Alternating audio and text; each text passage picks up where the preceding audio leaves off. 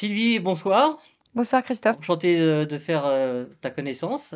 Tu es donc venue avec une partie de l'équipe de Maternité Heureuse. Oui, avec Loïc Maldonado qui est co-réalisateur et Clémentine Lebossé qui est une des 11 comédiennes. Une des 11 comédiennes Ouais. donc, qui a été récompensée. Donc, Mm, votre film a été sélectionné pour notre festival Les Moulins d'Or. Vous avez mm, reçu 2 prix. mm, Le prix d'interprétation féminine à l'ensemble des comédiennes. Bravo à toutes. mm. Et puis un prix spécial du jury pour l'ensemble du film, parce que finalement, il y avait une préférence et en tout cas un amour pour ce film, en tout cas dès la première fois. Alors, est-ce que tu peux nous donner un petit peu l'historique, la genèse de ce court-métrage?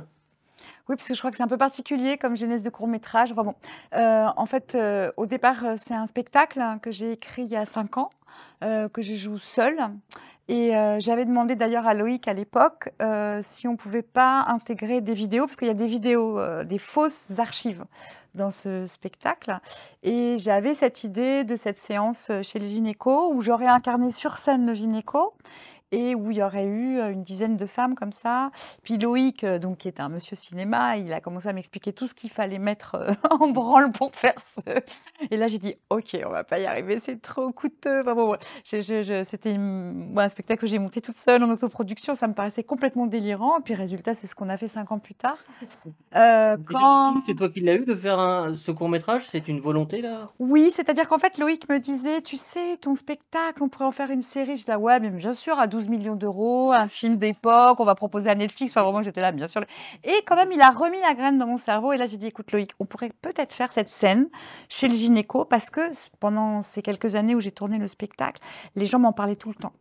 C'était même un peu pénible par moments parce qu'il me parlait que de ça, quoi. Alors que c'est une scène, même si elle est assez phare, assez centrale dans le spectacle, c'est une scène du spectacle.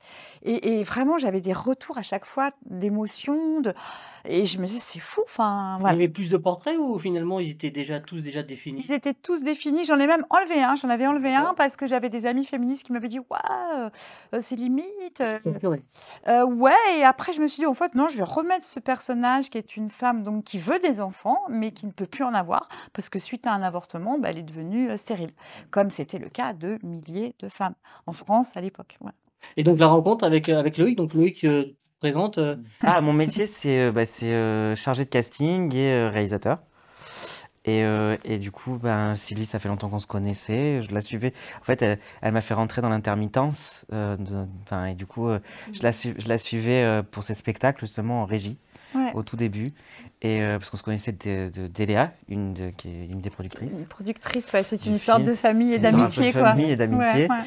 Et donc voilà, moi j'ai toujours été féministe aussi, et du coup j'ai adoré les 2 spectacles de Sylvie, et j'étais heureux de la suivre, et du coup bah, je lui dis, mais parce qu'au départ, je me dis, ah, on pourrait faire une vidéo, machin, et je dis, non, viens, on fait un court-métrage, et puis de fil en aiguille, avec Eléa qui s'est rajoutée, en productrice, Béné, etc., les films presque parfaits, et puis on a dit, tiens, on pourrait faire ça, puis on a poussé Sylvie à réécrire pour que ça ressemble à un scénario, puis après on a tout enchaîné, on a trouvé une équipe, on a monté une équipe, etc., et on a Et fait en l'équipe sorte technique, que alors ça du coup, existe. Loïc a amené l'équipe technique, sauf la première assistante, Ouais. qui est quelqu'un que je connais depuis longtemps, Ouais. et c'était chouette aussi voilà. Et puis j'ai amené toutes les comédiennes, sauf une comédienne que Loïc a invitée, Marina, voilà. Ouais. Donc on a Marina été Vaudra, très complémentaires sur ce coup-là, quoi. Ouais. Et voilà. Ça, c'est Le bien. tournage, donc, ça s'est passé en une journée, c'est ça? 2 vous m'avez jours. dit 2 jours, ouais. Ok.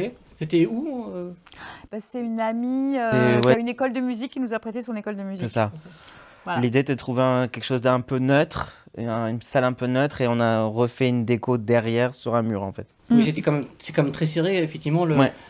Et du coup, au niveau technique, la caméra que vous avez utilisée, vous savez un petit peu? C'est spécial parce que la chef-op nous a proposé de louer une caméra qui fait que du noir et blanc.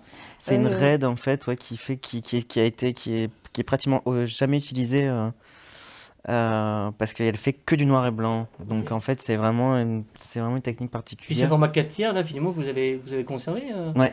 Alors non, la caméra ne filme pas en 4 tiers, mais en tout cas, vous l'avez en c'est tout nous cas qui mis, l'avons remis en 4 tiers. Ok. Mais ça a été calculé au tournage pour le 4 tiers, évidemment. Il y avait des petites bandes sur le moniteur pour qu'on ne se trompe pas. Avec l'idée de faire comme une sorte de vrai faux documentaire d'archives. Tu vois, c'était un sujet tabou. Il y a absolument évidemment, à l'époque, aucune image, tu vois, de ce genre de conversation. Bien sûr. En plus, c'est privé.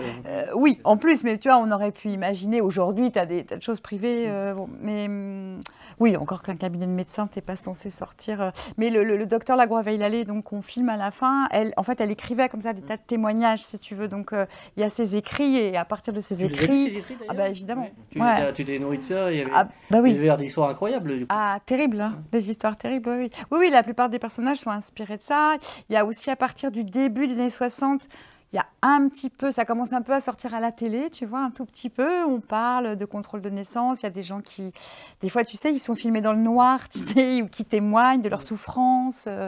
Tu vois, voilà. Donc, il y a, au début des 60, ça commence un tout petit peu à émerger, mais ça reste un sujet tabou. Et je pense que c'est ça qui touche les gens, c'est qu'en fait, que tout à coup, ils entendent un truc qu'ils savent, en fait. Dans toutes les familles, il y a eu des histoires comme ça. Ouais. Tu vois, toutes mais... les femmes, toutes les mères sont passées par des situations un peu complexes comme ça. Bah oui. C'est ce que tu disais, qu'on a tous dans notre famille quelqu'un qui a vécu ça. Ouais. Soit nos grands-mères. C'est ça. Alors le casting, parce qu'effectivement, ça repose beaucoup sur le casting. Comment il a été constitué? Bah, écoute, moi j'ai la chance d'avoir beaucoup d'amies comédiennes, enfin tu vois, et donc moi j'avais joué tous les personnages, puisque quand je faisais mon solo, je faisais tous les personnages, donc quelque part je savais, tu vois, les intentions que tu oui, voulais mettre à voilà, quel moment. Voilà, c'est ça.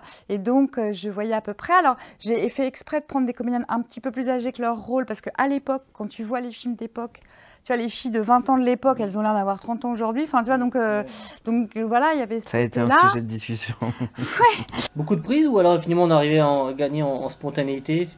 C'est toujours l'exercice un peu délicat entre... Il y a eu un mélange, si tu veux, de textes que j'avais envie d'entendre, ou que j'avais écrit, et puis je leur ai aussi fait faire des improvisations. Voilà. Donc elles ont plus ou moins, il y en a qui ont vraiment accroché dans les impros, parce que... C'est vrai.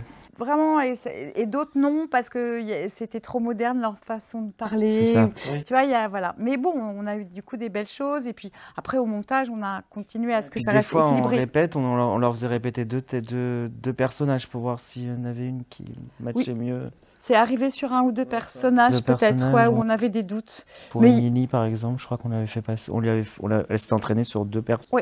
C'est vrai. Oui, il y en avait, parce que après ça dépend de la palette de la comédienne. Ouais. Après, moi, j'ai essayé de les nourrir. Je crois que j'ai dû t'envoyer des références d'actrices auxquelles je pensais. Ouais. Françoise Arnoux, Martine Carole, des stars stars des années, tu vois, dans leur manière, tu vois, des attitudes. Puis le médecin Lagroix-Veillalé, elle expliquait qu'elle se sentait tellement impuissante face à toutes ces femmes qui étaient dans la souffrance, alors qu'on savait qu'il y avait des techniques qui existaient, qui étaient utilisées aux États-Unis, en Angleterre, dans des pays qui n'étaient pas catholiques, tu vois, qui étaient moins réactionnaires que la France à l'époque. Alors Clémentine, tu peux te présenter un tout petit peu sur ton parcours et comment tu es arrivée donc dans ce portrait de femme? Alors, je suis Clémentine Le Bosset, je suis comédienne. Je travaille plutôt dans le théâtre, généralement. Et c'est mon deuxième court-métrage. Le réalisateur de Pas de pitié pour les femmes m'offre un rôle qui va lancer ma carrière. Mais, et du coup, j'ai rencontré Sylvie il y a 5 ans. Ça fait 5-6 ans qu'on se connaît? 10. Mais non. Ah, si. C'est 2015. Ah ouais, pas plus? Non, je suis arrivée en 2015. Ah, pardon. Dans un collectif qui travaille plus avec les auteurs de théâtre. On leur fait des retours et tout ça, et on s'est rencontrés dans ce collectif-là. Et tu m'as invitée à venir à travailler sur ton court-métrage, quoi. Et alors du coup, tu as pris le personnage de la starlette. Est-ce que tu te serais vue avec un autre personnage dans ces portraits ou pas? Alors moi je connaissais pas, j'ai lu tous les portraits. Oui, je me serais vue dans d'autres portraits, bien sûr. Lequel par exemple?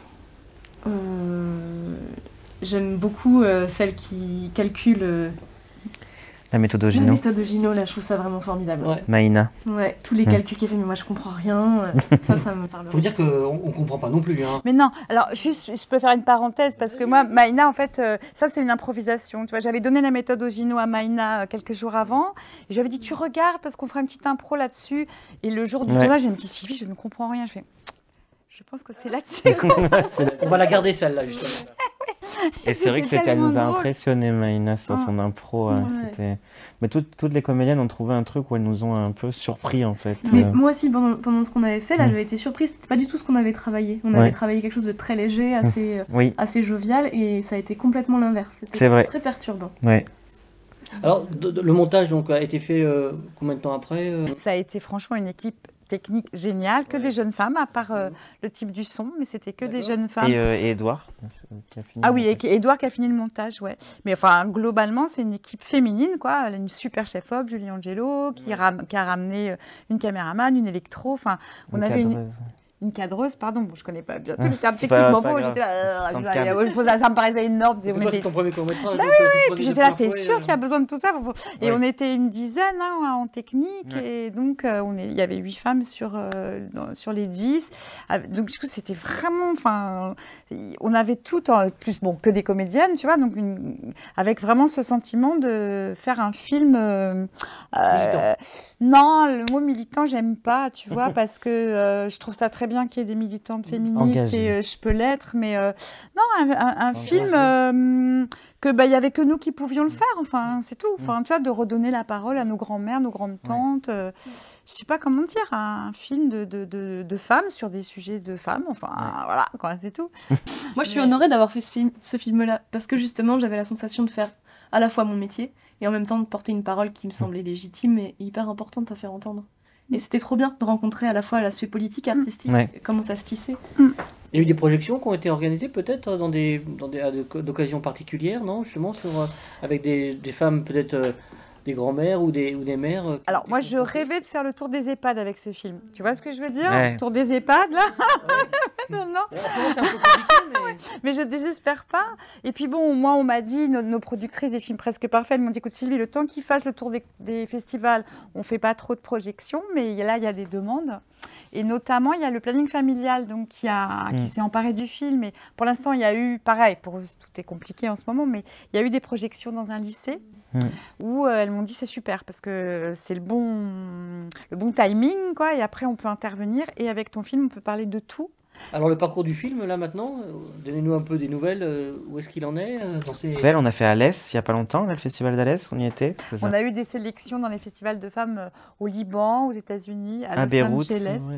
Ben ouais, Beyrouth, c'est Ouais. pas le Pourquoi Liban. Créteil? Ben, parce que c'est un festival de films de femmes français hyper, tu vois, moi c'était un peu mon Graal et puis bon, Vous tant- m'avez parlé qu'il y a un festival à Fécamp et à Brighton, c'est ça? Ouais. Fécamp et Brighton. ouais, il y a eu Festival Eurydice, ouais, c'est ça, c'est Fécamp ça. Fécamp, il y a eu aussi, ah oui, ça j'étais contente aussi, un festival d'Évreux de Ah oui, du film l'éducation. d'éducation. Ouais. Parce que moi, franchement, je rêve que, tu vois, donc le planning familial, comme je te disais, il a pris le film et moi, j'ai hâte, si tu veux, qu'il soit diffusé, tu vois, dans toutes sortes de lieux comme ça. Il a un côté didactique, effectivement. Enfin, tu vois, que ce côté politique, à la limite, je préfère dire politique que militant, tu vois. Oui. Mais c'est politique au sens où, voilà, ça met... Heureusement, il y a tout un mouvement auquel on adhère et, tu vois, de donner la parole aux femmes, d'aller dans les poubelles de l'histoire et de dire, tiens, il y a des trucs qu'on n'a pas écoutés, qu'on n'a pas entendus. Alors Sylvie, pour remettre ce prix, je te propose de nous donner le nom de toutes les comédiennes qui ont donc participé au film Maternité heureuse. On était 11 comédiennes, donc je sors ma petite liste pour n'oublier personne. Donc, Maïna Madec, Joanne Thibault, Ingrid Talleux, Jessica Ya, Françoise Cousin, Carole Leblanc, Lola Rose-Gingembre, Clémentine Lebossé, ici présente, Marina Boudra et Émilie Auberto, et puis moi-même. Sylvie, Thierry Gravagna. Bravo. bravo à Et toutes en voilà. tout cas. Ouais. Longue vie au film. Merci. Et puis on espère vous retrouver pour une nouvelle production. Merci. Au revoir. Plaisir. Merci à vous, Au merci revoir, à toute merci. l'équipe Bravo. du festival. Merci. Merci.